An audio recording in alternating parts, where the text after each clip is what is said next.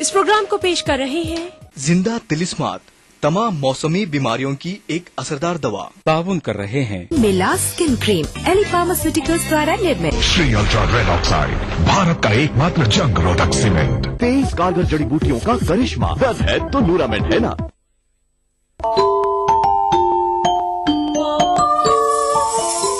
Islam for kids یعنی اسلام بچوں کے لیے، اس پروگرام میں قرآن اور حدیث کے قصے اور واقعات، حضرت محمد صلی اللہ علیہ وسلم اور صحابہ کی زندگی کے حالات اور اسلامی تعلیمات کے اہم واقعات پیش کیے جائیں گے۔ اس میں ہمارے لیے سبق ہے، گائیڈنس ہے اور رہنمائی کا سامان ہے۔ اسی کے ساتھ ساتھ اسلامی تعلیمات کی وہ باتیں بھی ہم آپ کے سامنے رکھیں گے جس میں مورل ویلیوز سکھائی گئی ہیں، تاکہ ہم اپنے اندر اعلیٰ کیریکٹر، اعلیٰ اخلاق پیدا کر سکیں اور دنیا اور آخرت میں کامیابی حاصل کر سکیں۔ اسلام فار کڈز ہر اتوار صبح 9 بجے صرف ETV اردو پر۔ ادا کروں نماز مسجد حرام میں، ایسا دن آئے میرے اللہ، یہ سعادت میرے حصے میں ایک دن آئے۔ ربنا آتنا في الدنيا حسنة وفي الآخرة حسنة وقنا عذاب النار وصلى الله وسلم على عبده ورسوله نبينا محمد وآله وصحبه أجمعين والحمد لله رب العالمين. الحمد لله رب العالمين الرحمن الرحيم مالك يوم الدين إياك نعبد وإياك نستعين اهدنا الصراط المستقيم صراط الذين أنعمت عليهم غير المغضوب عليهم ولا الضالين۔ ETV اردو پر پہلی بار مسجد حرام مکہ مکرمہ سے خطبہ جمعہ اور نماز جمعہ کے روح پرور مناظر کا راست ٹیلی کاسٹ ہر جمعہ دوپہر 3 بجے صرف ETV اردو پر۔ زندگی کے اس سفر میں سچائی ہماری ہمسفر ہو، ہم دکھاتے ہیں وہی خبر جو سماج کے لیے ہو آئینہ، غیر جانبداری ہمارا شعار، خبر وہی جس پر ہو آپ کو اعتبار۔ دیکھیے خبر نامہ ان اوقات پر۔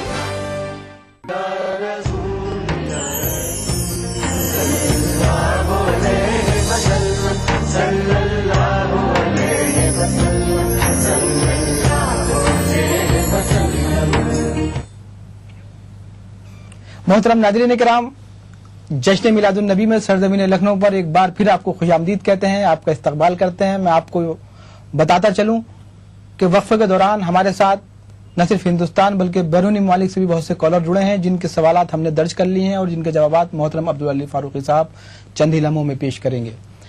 چاہتا تو یہی تھا کہ گفتگو کے سلسلے کو دراز کر دیا جائے اور سوالات کے جواب لے لیے جائیں، لیکن کچھ فرمائشیں نعت پاک کی اور ہیں۔ آمنہ صاحبہ نے بھی درخواست کی ہے، انہوں نے گزارش کی ہے کہ ایک نعت اور سنوائیں سندوس احسن سے۔ تو آئیے اس سے پہلے کہ محترم عبدالعلی فاروقی صاحب کو زحمت سخن دی جائے، ایک بار پھر ہم درخواست کر لیں سندوس احسن سے کہ وہ بارگاہ رسالت مآب میں نعت پاک کے چند اشعار اور پیش کر دیں۔ ہمارے ناظرین جو ہیں وہ بہت شدت سے ان کی آواز سننا چاہتے ہیں، نعت مبارک کا لطف لینا چاہتے ہیں۔ سندوس۔ طیبہ بلا لو شاہ مدینہ، طیبہ بلا لو شاہ مدینہ، ہو گیا مشکل ہو گیا مشکل ہجر میں جینا، طیبہ بلا لو شاہ مدینہ، شاہ مدینہ شاہ مدینہ، طیبہ بلا لو شاہ مدینہ۔ کیا آرزو ہے بابا۔ کشتی بھور میں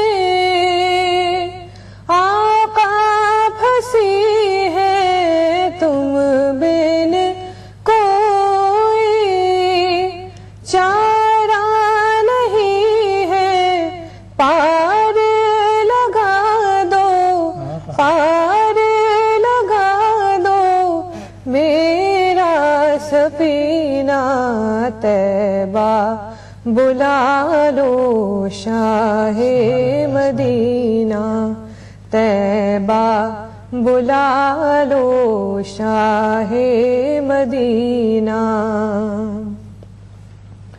حسن و حسین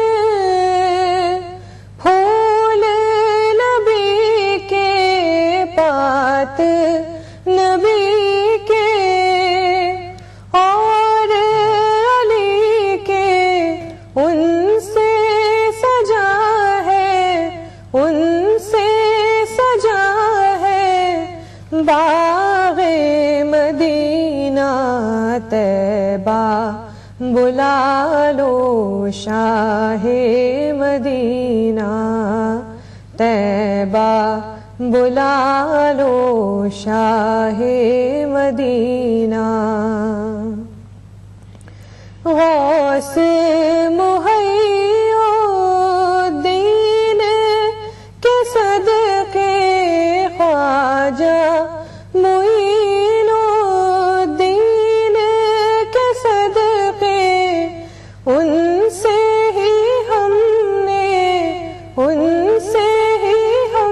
نے سیکھا قرینہ طیبہ بلا لو شاہ مدینہ طیبہ بلا لو شاہ مدینہ. بہت شکریہ سندس احسن. محترم ناظرین کرام، جیسا کہ میں نے عرض کیا تھا کہ ہمارے ساتھ کچھ کالر جڑے ہیں، کچھ لوگ معلومات حاصل کرنا چاہتے ہیں سیرت نبی کے تعلق سے، ان تمام گوشوں کے تعلق سے جو کہ سیرت نبی کے گوشے ہیں. تو آئیے محترم عبدالعلی فاروقی صاحب سے ایک بار پھر ہم درخواست کرتے ہیں، ان سے روبرو ہوتے ہیں. محترم کچھ کالر میرے پاس آئے ہیں، کچھ سوالات میں نے درج کیے ہیں. ایک صاحب ہیں اکبر خان جو کہ بہت مختصر سی وضاحت چاہتے ہیں حضور اکرم کی طرز زندگی کی. ظاہر ہے کہ سوالات کا ہمارا پروگرام ہے تو اس میں تقریر کی گنجائش نہیں ہے، تو حضور کی طرز زندگی پر بہت مختصراً روشنی ڈالیں. بس آپ کا طرز زندگی سب سے بڑی بات یہ کہ تصنع اور تکلف سے پاک سادہ زندگی رسول اللہ صلی اللہ علیہ وسلم کی، اور آپ نے جو ایک اپنا زندگی کا طریقہ اپنایا، تو جب آپ اس دور میں جب آپ ایک محکوم کی حیثیت سے تھے جی، اور اس دور میں جب آپ ایک حاکم کی حیثیت سے تھے، دونوں میں کوئی فرق نہ ہوا، کوئی امتیاز نہ ہوا. کوئی یہ نہ کہہ سکا کہ حاکمانہ زندگی ایسی تھی اور محکوم کی زندگی ایسی تھی. سب سے بڑی طرز زندگی، اور اپنے قول کو اپنے عمل سے ہم آہنگ رکھا.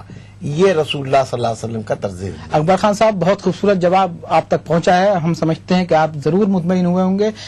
ہمارے ایک اور کالر ہیں ناظم صاحب کرنول سے، پوچھنا چاہتے ہیں کہ 12 ربیع الاول کو غریبوں کو کھانا کھلانا کس حد تک درست ہے؟ کہ کھانا کھلایا جا سکتا ہے یا نہیں کھلایا جا سکتا ہے؟ نہیں، کھلایا جا سکتا ہے. حضور اکرم صلی اللہ علیہ وسلم کی محبت میں ظاہر ہے کہ مشہور قول کے مطابق رسول اللہ صلی اللہ علیہ وسلم کا یوم ولادت بھی 12 ربیع الاول ہے، اور 12 یوم وفات تو تقریباً سبھی نے طے کر دیا ہے کہ وہ 12 ربیع الاول ہے. اس لیے اس تاریخ کو رسول اللہ صلی اللہ علیہ وسلم کی محبت میں اور کھانا کھلانے میں کوئی حرج نہیں. محترم ایک اور کالر ہیں ہمارے ساتھ جو کہ حضور کی پیدائش پر جشن منانے کے تعلق سے پوچھنا چاہتے ہیں. یہ جاوید صاحب ہیں بنگلور سے. جاوید صاحب پوچھنا چاہتے ہیں کہ حضور اکرم کی پیدائش پر جو جشن منایا جاتا ہے اس کی نوعیت کیا ہونی چاہیے؟ کیا جشن منانا درست ہے؟ کیونکہ تاریخیں وفات کی بھی وہی ہیں اور ظاہر ہے کہ ولادت کی بھی وہی ہے، تو جشن کس شکل میں منایا جائے اور کس انداز سے شریعت نے اس کی بنیادی چیز جو ہے وہ یہ ہے کہ ہمارے ہاں ہمارے دین میں جی کوئی بھی زندگی کے کسی بھی معاملے میں آپ کو آزادی نہیں. میں اکثر ایک بات یہ کہتا ہوں کہ مثال کے طور پر عید اور بقرعید یہ ہمارے لیے ہمارے عرف کے لحاظ سے ان کو تہوار کے دن کہہ دیا جاتا ہے، مگر میں یہ کہتا ہوں کہ اس کی صحیح تعریف نہیں ہے. تہوار نہیں ہے یہ جی، بلکہ عید کا نام عید ہی ہے. اور اس لیے کہ تہوار کا تصور جو ہے اس میں ایک منمانی زندگی اور ایک یوم آزادی، حالانکہ ہم یہ دیکھتے ہیں کہ دونوں عیدوں میں ایک ایک نماز زائد ہو جاتی ہے، 2 رکعت نماز زائد ہو جاتی ہے، تکبیریں زائد ہو جاتی ہیں، کمی کچھ نہیں. اسی طریقے سے ایک بات یہ کہ جشن کا لفظ جو ہے اس میں منمانی ہے، جشن نہیں بلکہ یوں کہیے کہ رسول اللہ صلی اللہ تعالی علیہ وسلم کو صحیح طور پر یاد کرنے کا طریقہ یہ کہ اس دن ان کی کچھ سنتوں کو اور اپنایا جائے، ان کے کچھ طریقوں کو اور اپنایا جائے، ان کے سے طرز زندگی کو اپنانے کی کچھ کوشش کی جائے، کچھ ان کی یاد اس طرح منائی جائے کہ وہ خوش ہوں۔ سبحان اللہ۔ ہماری خوشی کا سامان جشن کہلائے گا اور ان کی خوشی کا سامان ان کی سنت پر عمل کرے۔ جاوید صاحب، آپ تک آپ کا جواب پہنچا ہے اور ہم سمجھتے ہیں کہ آپ کے ساتھ ساتھ ہمارے بہت سے ناظرین اس سے محظوظ ہوئے ہوں گے، انہیں اطمینان ملا ہوگا۔ ایک اور کالر جڑے تھے ہمارے ساتھ، ابوذر صاحب ہیں مہاراشٹر سے، گلد مہاراشٹر سے۔ ابوذر صاحب پوچھنا چاہتے ہیں کہ حضور اکرم کا جو زندگی گزارنے کا طور طریقہ تھا، خاص طور سے اخلاقی حسنہ کے پس منظر میں جو ان کا برتاؤ تھا غیر مسلمین کے ساتھ، کفار مدینہ یا کفار مکہ کے ساتھ، یا ان تمام لوگوں کے ساتھ جن کا تعلق اسلام سے نہیں تھا، کیا برتاؤ تھا اور اس کو کس حد تک زندگی میں اتارنا ضروری ہے؟ بھئی ظاہر ہے کہ رسول اللہ صلی اللہ علیہ وسلم ایک داعی تھے۔ سب سے پہلی طور پر بات سمجھنے والی یہ ہے کہ ایک داعی کو اپنے مدعو کے ساتھ ایک علاقہ اور ایک تعلق اور ایک رشتہ ہوتا ہے، اور داعی اپنے مدعو کے سلسلے میں یہ سمجھ کر چلتا ہے کہ غرض ہماری ہے۔ حضرت نبی کریم صلی اللہ تعالی علیہ وسلم نے غیر مسلمین کے ساتھ حسن سلوک اس درجہ برتا کہ آپ کے بارے میں قرآن مجید میں یہاں تک کہ آ گیا کہ حضرت عبداللہ ابن ام مکتوم جو رسول اللہ صلی اللہ علیہ وسلم کے ایک صحابی تھے، نابینا، وہ ایک مرتبہ آئے اور مسجد میں رسول اللہ صلی اللہ علیہ وسلم اپنی مسجد میں تشریف فرما تھے، اور ظاہر ہے کہ یہ بھی سمجھیے کہ مسجد میں حضور اکرم صلی اللہ تعالی علیہ وسلم وفود سے، غیر مسلمین کے مشرکین سے اور جو آپ کے دین کے مخالف تھے ان کو مسجد میں بلا کر بیٹھ کر وہاں بات کرتے تھے، اور وہ جگہ آج بھی ہمارے یادگار کے طور پر ایک کھمبا پلر بنا دیا گیا ہے، اور وہاں اس کے اوپر لکھا ہوا اسطوانۃ الوفود، جہاں رسول اللہ صلی اللہ علیہ وسلم وفود سے ملاقات کرتے تھے مسجد کے اندر، تو یہ اعزاز عطا کرتے تھے۔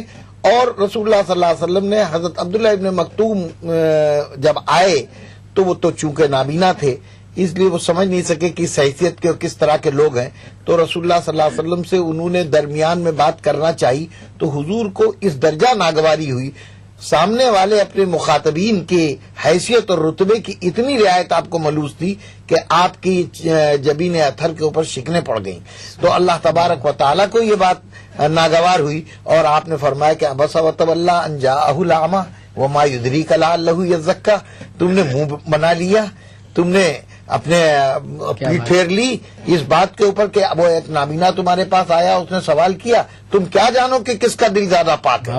تو یہ حضور اکرم صلی اللہ علیہ وسلم کا حسن سلوک ہے۔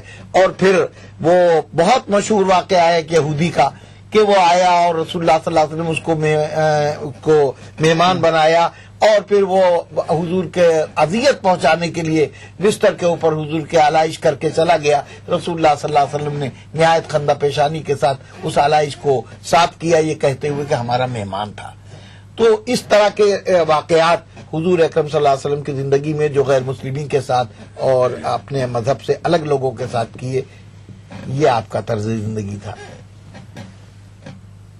محترم ناظرین کرام، جیسا کہ آپ نے سنا کہ عبدالعلی فاروقی صاحب نے سوالات کے جواب پیش کیے، اور ہم کو یہ یقین ہے کہ جیسے جیسے سوالات ہمارے پاس آئیں گے تو انشاءاللہ اطمینان بخش جواب آپ کو ملیں گے۔ فی الحال وقت ہو جاتا ہے ایک اور وقفے کا، لیکن وقفہ لینے سے پہلے ایک بار پھر میں آپ کو باور کرا چکا ہوں کہ اگر آپ بھی ہمارے اس مخصوص مبارک اور مقدس پروگرام میں شامل ہو کر اپنے پیغامات کی ترسیل کو یقینی بنانا چاہتے ہیں یا کچھ سوالات کرنا چاہتے ہیں ہم کے سیرت نبوی پر مشتمل، تو آپ ہمیں ایس ایم ایس بھی کر سکتے ہیں، ہمیں کال بھی کر سکتے ہیں۔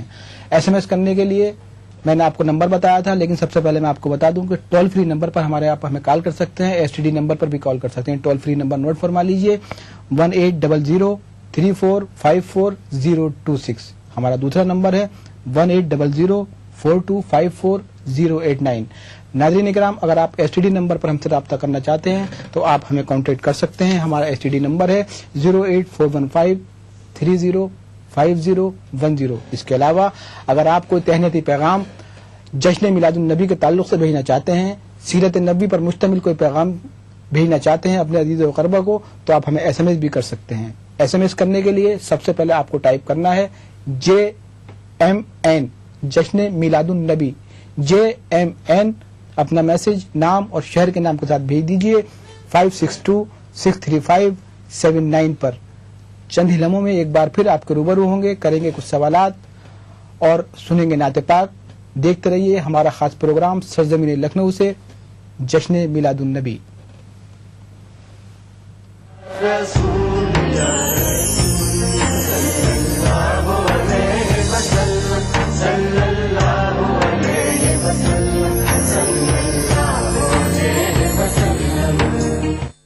ایج کے اکارڈنگ ویٹ ہے وہ صحیح ہے. ہائٹ اور ویٹ کے حساب سے ہم لوگ باڈی ماس انڈیکس کیلکولیٹ کرتے ہیں. اس جمعرات آداب ڈاکٹر میں ہم بات کریں گے اوبیسٹی یعنی موٹاپے کی. یہ کیوں ہوتا ہے اور کیا ہے اس کا حل؟ کیجیے 04023313820 اور 233133880.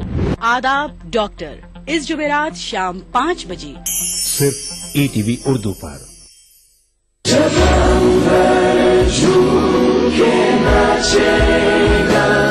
جب دھرتی نغمے گائے گی وہ صبح کبھی تو آئے گی. وہ صبح کیا اس کی شروعات ہوگی 2014 کے چناؤ کے ساتھ؟ کیا وہ آغاز ہوگا ایک نئے ہندوستان کا؟ وہ صبح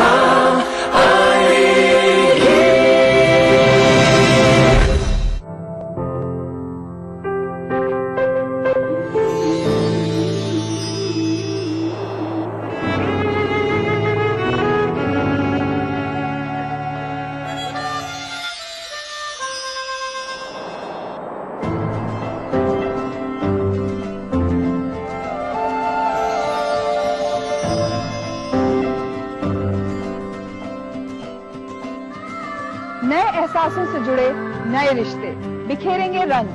زندگی لائیو سیزن 5 اتوار دوپہر 12 بجے اور سنیچر دوپہر 12:30 بجے.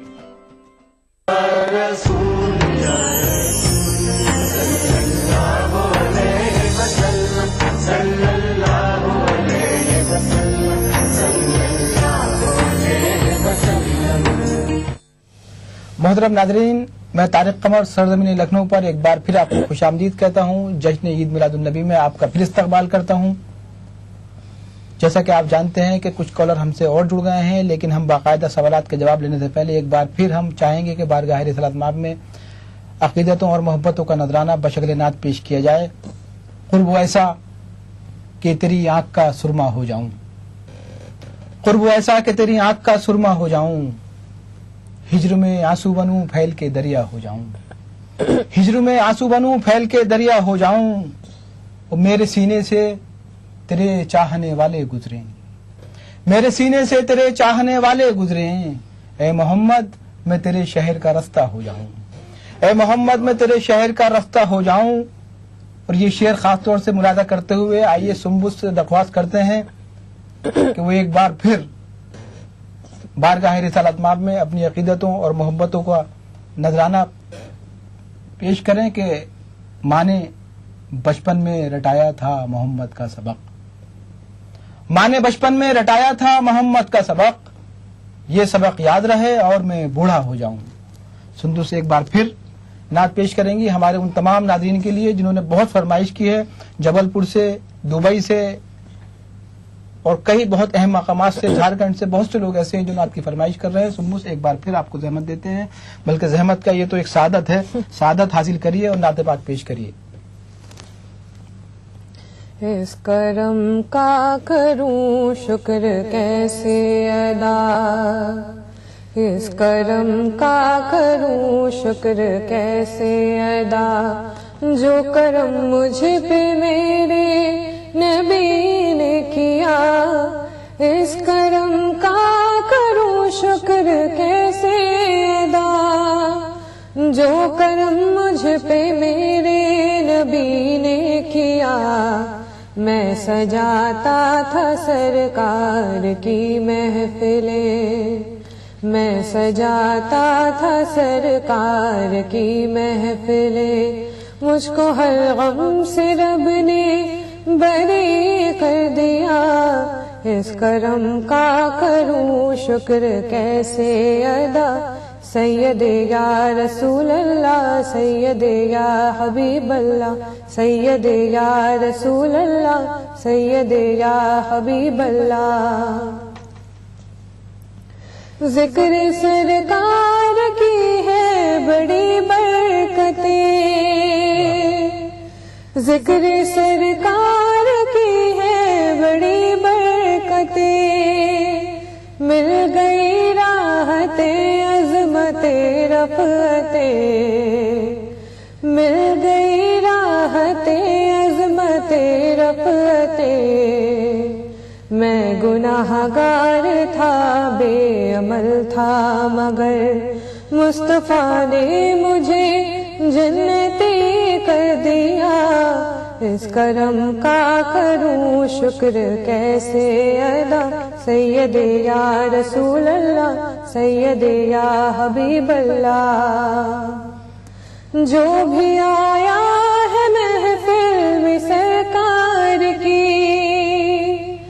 جو بھی آیا ہے محفل میں سرکار کی، حاضری مل گئی جس کو دربار کی، کوئی صدیق فاروق عثمان ہوئے اور کسی کو نبی نے علی کر دیا، اس کرم کا کروں شکر کیسے ادا، سید یا رسول اللہ سید یا حبیب اللہ، لمحہ لمحہ ہے مجھ پر نبی کی عطا،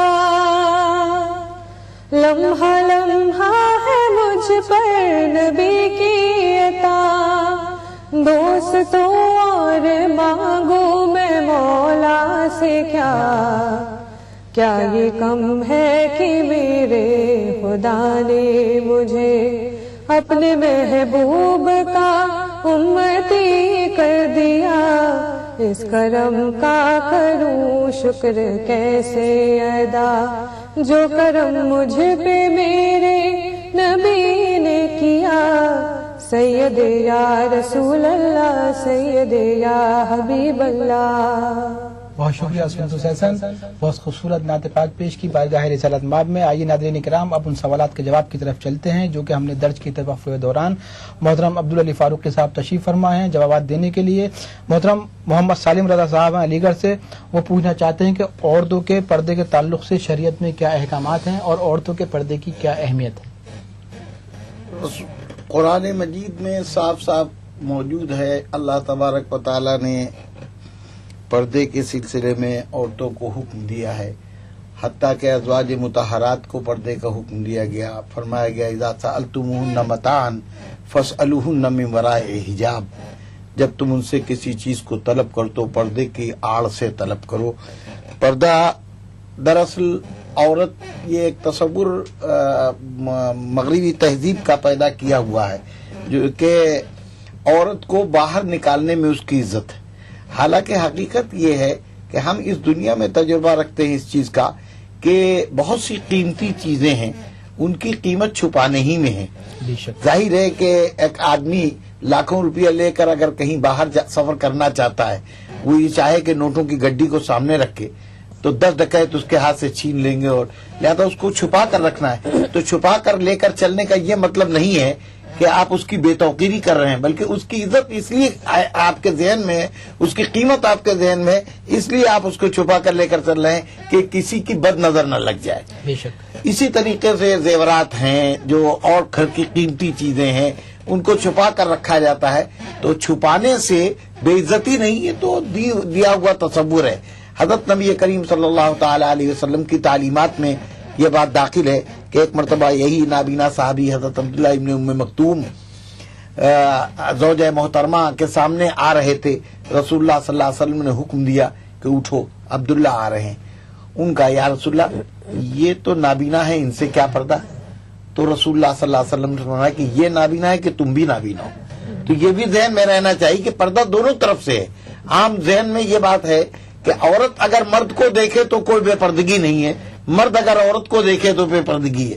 پردہ دونوں طرف سے ہے، مرد کو بھی عورت کو نہیں دیکھنا چاہیے اور عورت کو بھی مرد کو نہیں دیکھنا چاہیے، یہ ہے پردہ۔ تو پردے کا بالکل مضبوط حکم ہے. محترم سالم صاحب، آپ کا جواب آپ تک پہنچا ہے اور یقینی طور پر آپ اس سے مطمئن ہوئے ہوں گے. بہت خوبصورت وضاحت فرما دی ہے محترم عبدالعلی فاروقی صاحب نے. ایک اور کالر ہمارے ساتھ جڑے تھے جھارکھنڈ سے، رضوان صاحب پوچھنا چاہتے ہیں کہ میلاد النبی جھارکھنڈ میں کچھ لوگ منا رہے ہیں، کچھ لوگ نہیں منا رہے ہیں. جہاں تک میں نے اس کا تجزیہ کیا ہے اس سوال کا، تو شاید کہیں مسئلہ کی تضاد کی بات ہے. کچھ لوگ میلاد النبی منا رہے ہیں، کچھ لوگ نہیں منا رہے ہیں، لیکن جو لوگ نہیں منا رہے ہیں وہ منانے بھی نہیں دے رہے ہیں. کیا پیغام دینا چاہیں گے شریعت کی روشنی میں؟ کیا وضاحت فرمانا چاہیں گے؟ کیا تعلیمات دینا چاہیں گے آپ؟ میں اس کو سمجھ نہیں سکا کہ میلاد النبی کا کیا مطلب ہے. کچھ اگر ظاہر ہے کہ میلاد کے نام سے اگر وہ چیزیں کی جائیں کہ جن کو رسول اللہ صلی اللہ علیہ وسلم نے خود منع فرمایا ہے، بے شک، تو ظاہر ہے کہ ایسی چیزوں پر پابندی لگا ہی جائے گی. عام حالات میں یہ ناپسندیدہ چیزیں چے جائے کہ نبی کے ولادت کے یا آپ کی وفات کے دن اور آپ کا نام لے کر ان منکرات کو کیا جائے، مثلا باجا گاجا، یہ سب چیزیں وہ ہیں کہ جس کی اسلام نے سختی کے ساتھ ممانعت کی ہے. اب ڈھول سے اور تاشے سے اور ڈھولک سے اگر جشن منایا جائے اور میلاد کہا جائے اس کو، تو میں تو یہ سمجھتا ہوں کہ رسول کی نافرمانی.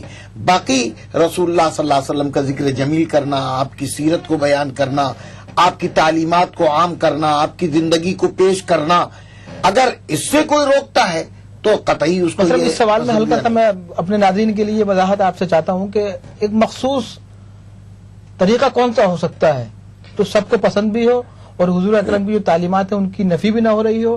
کیا طریقہ کار اپنایا جا سکتا ہے؟ ظاہر ہے کہ اس کے لیے طریقہ کار اپنانے کے لیے وہی طریقہ کرنا پڑے گا. ہم کو اپنے اسلاف کی طرف نظر کرنا پڑے گی کہ ان لوگوں نے جن چیزوں کو اپنایا ہے. ہر تہذیب جو ہوتی ہے وہ اپنی خود پیداوار کچھ چیزوں کی کیا کرتی ہے. ہندوستان مثال کے طور پر مسلمان ہندوستان میں بھی رہتے ہیں اور مسلمان عرب ممالک میں بھی رہتے ہیں اور مسلمان یورپین ممالک میں بھی رہتے ہیں. لیکن آج کے دن اور آج کی تاریخ کے لحاظ سے ہمارے اپنے ملک ہندوستان بہت بڑا ملک ہے. مختلف شہروں میں اور مختلف علاقوں میں مختلف کام کیے جاتے ہیں رسول اللہ صلی اللہ تعالی علیہ وسلم کے اس نام لے کر، اور میلاد النبی کے نام سے یا جشن کے نام سے یا سیرت کے نام سے. میں یہ سمجھتا ہوں کہ اپنی طرف سے جو باتیں کی جائیں گی ان میں یہ تضاد پیدا ہی ہوگا، اور جو چیزیں اللہ اور اللہ کے رسول صلی اللہ تعالی علیہ وسلم کی پسندیدہ ہیں اور جن کو خود رسول اللہ صلی اللہ علیہ وسلم نے کیا ہے یا ان کے صحیح چاہنے والوں، اور سب سے بڑا نمونہ حضرات صحابہ کرام رضوان اللہ تعالی علیہ مجمعین کا ہے کہ انہوں نے اپنے نبی صلی اللہ تعالی علیہ وسلم کی یادگار جس طرح قائم کی اور جس طرح یاد کیا ہے وہ ظاہر ہے کہ بالکل پاک صاف ستھرا طریقہ ہے، وہی سب سے زیادہ پسندیدہ راہ ہو سکتی ہے. بہت خوبصورت جواب پیش کیا محترم عبدالعلی فاروقی صاحب نے. ظاہر ہے کہ صحیح طریقہ بھی یہی ہے کہ ہر عمل میں سنت نبوی کی پیروی کی جائے. محترم ناظرین کرام، دو بہت اہم کالر ہمارے ساتھ جڑے تھے. سرزمین سنبل سے سدرت اور طوبہ صاحبہ نے پوچھا ہے اور دبئی سے فراز ممتاز نے. تقریباً سوال ایک ہی ہیں دونوں کے. میں محترم عبدالعلی فاروقی صاحب کی خدمت میں پیش کرتا ہوں. وہ کہتے ہیں کہ جشن میلاد النبی کا جو عنوان ہے وہ مناسب ہے، اور اگر یہ نام مناسب ہے تو اس کی کیا شکل ہونی چاہیے؟ کیا اس موقع پر کسی مخصوص عبادت کا حکم شریعت کی جانب سے ہے؟ میں نے پھر عرض کیا کہ جشن کا لفظ جو ہے وہ منمانی کی طرف لے جانے والا ہے. تو جشن جو ہے، جشن کا یعنی ہم کو اپنی خوشی کے سلسلے میں اور اپنے غم کے سلسلے میں ہر چیز کے سلسلے میں پابند کیا گیا ہے. نہ ہمارا غم آزاد ہے نہ ہماری خوشی آزاد ہے. حضرت نبی کریم صلی اللہ تعالی علیہ وسلم نے غم کے موقع کے لیے بھی تعلیمات چھوڑی ہیں اور خوشی کے موقع کے لیے بھی تعلیمات چھوڑی ہیں. ایک مسلمان پوری زندگی کے لیے تابع ہے رسول اللہ صلی اللہ تعالی علیہ وسلم کا. اس لیے جشن کا تو ہمارے ہاں تصور نہیں ہے.